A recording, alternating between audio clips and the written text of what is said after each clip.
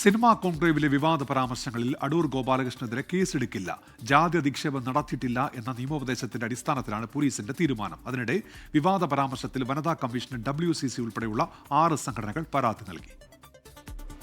സാമൂഹ്യ പ്രവർത്തകൻ ദിനുവയിൽ മ്യൂസിയം പോലീസിൽ നൽകിയ പരാതിയിലാണ് പോലീസ് നിയമോപദേശം തേടിയത്. കേസെടുക്കേണ്ടതില്ലെന്നാണ് പോലീസിന് ലഭിച്ച നിയമോപദേശം.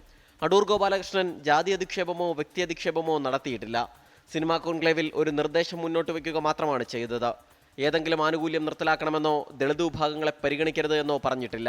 അതിനാൽ കേസ് കോടതിയിൽ നിൽക്കില്ലെന്നും നിയമോപദേശം ലഭിച്ചു. ഇതോടെ പോലീസ് FIR രജിസ്റ്റർ ചെയ്യില്ല.